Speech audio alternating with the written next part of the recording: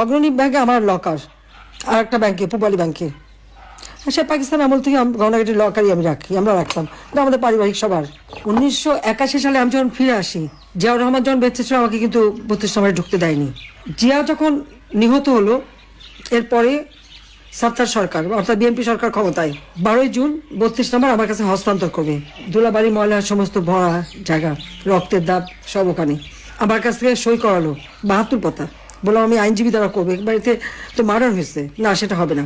তারপরে প্রচার, কত শতভরি সোনা দানা পাওয়া গেছে, এই পাওয়া গেছে, হ্যাঁ পাওয়া তো যাবে, আমরা তো ভেসে আসা পরিবার না। আজকে আবার অগ্রণী ব্যাংকে তালা ভেঙেছে, কেন তালা ভাঙলো? চাবি তো আমার কাছে, আমি তো এখনো জীবিত আছি।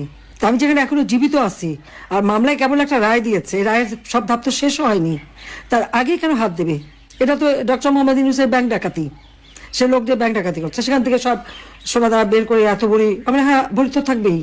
সেখানে আমার দাদি, নানি, আমার মা, কামালের বিয়ে হয়েছে, কামালের বউয়ের গহনা, জামালের বউয়ের গহনা, এমনকি পুতুলের বিয়ের পরে তার কিছু গহনা সবই তো ওখানে রাখা ছিল। আমাদের তো ছিল গহনা, আমরা তো অস্বীকার করি না, কিন্তু লকার ভেঙে সেগুলো বের করে এখন দেখানো, মানে তাদের কথা ভাবখানার জন্য প্রধানমন্ত্রী হওয়ার পরে আমি সব ওখানে রেখেছি।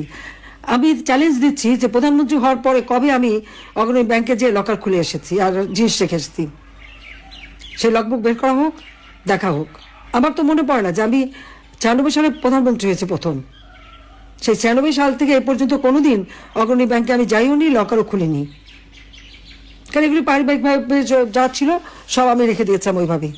আমার 2টা লকার ওখানে রাখা আছে, সেখানে যে জিনিসগুলি এই যারা আমার বাবাকে হত্যার পর এই বাড়ির সমস্ত জিনিস তারা একটা ইনভেন্টরি লিস্ট তৈরি করে, ওই লিস্টে যেগুলি তারা ভ্যালুয়েবল জিনিস মনে করেছে সেগুলি সব সিল করে বাক্স আমাকে দিয়ে দিয়েছিল।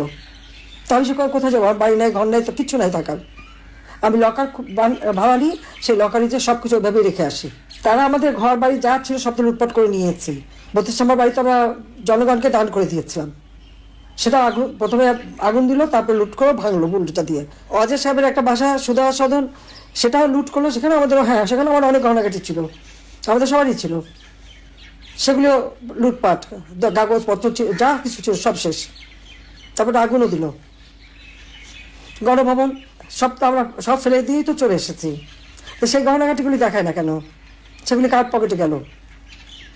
শুনছিলাম যে ইউনূস সাহেবের বড় মেয়ে নাকি এসেছিল, অনেক নাকি হীরার গহনা নিয়ে গেছে, তাহলে কি এগুলি আমাদেরগুলি নিয়ে গেল নাকি? ইউনূস তো নিজেও ঢুকেছিল ওই বাড়িতে সবাই মিলে, সেটা আমার প্রশ্ন।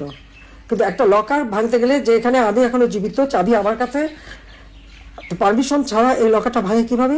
আমাদের পারিবারিক একটা ঐতিহ্য আছে এবং আমাদের অবশ্যই পারিবারিক সমস্ত সম্পদ নিশ্চয়ই ছিল, আছে। আমার নানির যত গহনাগাটি ছিল, এখন ওখানে সে গহনাগুলি দেখাক, অনেক পুরোনো আমলের গহনা। এখন শুরু করছে যে ওখান থেকে নাকি সব নাকি ওখানে রেখে আসছি। সেখানে আমি সব দেশবাসীকে আপনাদের মাঝেই বলতে চাই যে লাস্ট কবে গেছে আমি লকার খুলেছি আর কবে কি রেখেছি, ব্যাংকে কিন্তু ওগুলো হিসাব থাকে, সেটা দেখে যেন কথা বলে। তারা একের পর এক বাবা মা ভাই সব কেড়ে নিয়েছে, বাড়িঘর তারাও নিয়ে নিচ্ছে।